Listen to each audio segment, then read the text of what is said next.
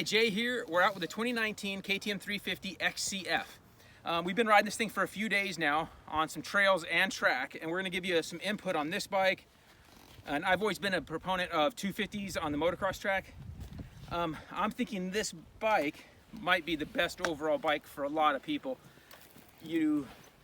First, let me talk about on the XC-F what's different. You get the bigger tank.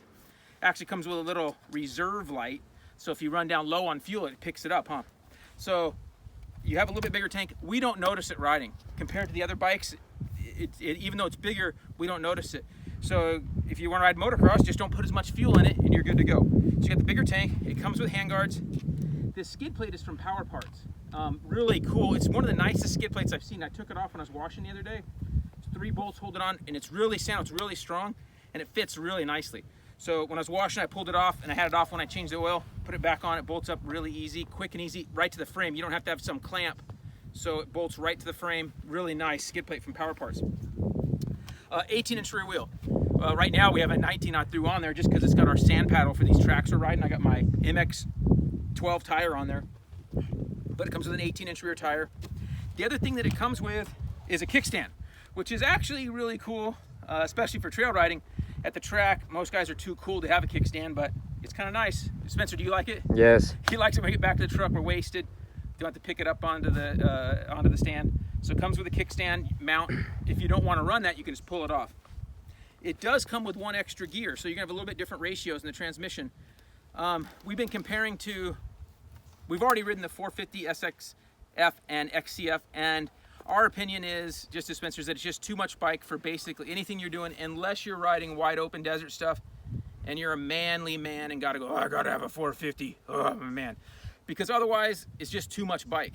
And the KTM is actually one of the easiest 450s to ride. So if you're gonna get a 450, I would lean towards the KTM just because it has the smoothest, easiest to ride power band. It has good traction control modes and maps that tune it down. So as far as 450s go, it is kind of the easier to ride.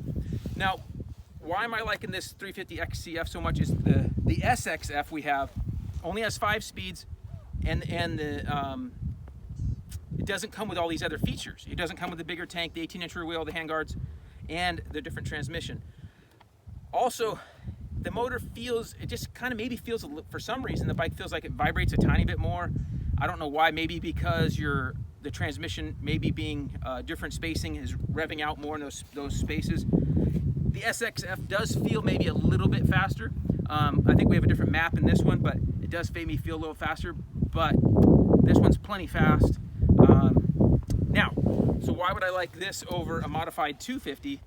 And I would think, for me, I still love the modified 250s in the track. They're great, but you have to spend a lot of money to make them there. I have that luxury of being able to do those.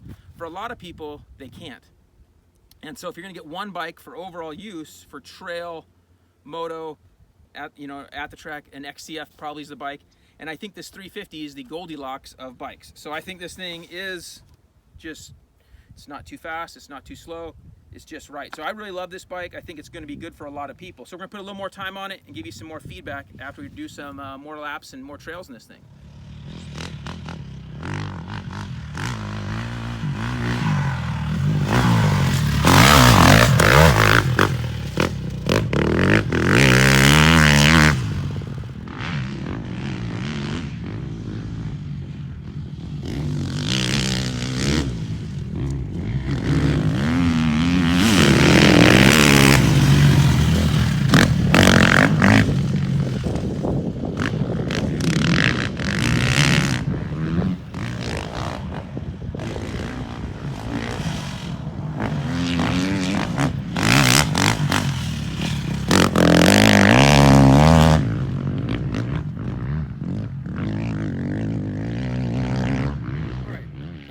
There, Spencer. Yep. What do you think of this 350 XC-F? And you've ridden the 450 SX-F, you've ridden our modified 250, which is a 270. You've ridden a 350 SX-F. A stock 250 as well. Yeah, so what do you think?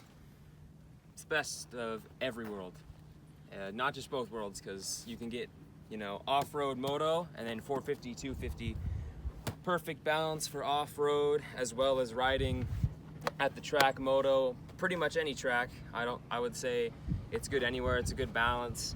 And then pretty much any trail too. I don't think it ever has struggling. I can do anything on this bike that I can do on a KTM 300. So it's a good balance between, for a guy who wants to ride moto and a guy who wants to ride trail, and also wants a bike that's fast and a bike that's just perfect.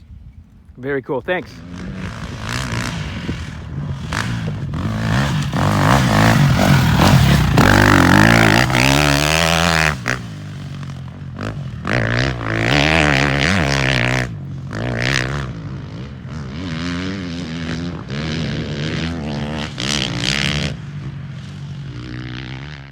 All right, so Spencer likes it. We're gonna report back on this bike. I'll do a couple more segments before I'm gonna do a project with it in some way. But so far, I'm just thinking this is one of the best overall bikes I've ridden. There's little bikes that I like a little better in some ways, but overall, this bike is really good. The suspension's very plush stock, and in some ways, it was better than some of our modified suspension we had, because over the rough, bumpy tracks, it was just nice and plush. Now, the big landings at a regular track like Kauai or Glen Helen, it might need to be a little stiffer, sprung or valving and so forth. So we're going to check that out. Another factor I really like about XCFs is the resale value is a lot stronger than an SXF model, or say if you're getting a Honda CRF R model, the resale is way better. So that's one good advantage of these types of bikes. So again, this is an incredible bike. If you're looking for a good all-around bike, an XCF KTM is probably the best bike for you. And this 350, I think, is the Goldilocks of sizes. I think it's the best overall size. So check it out.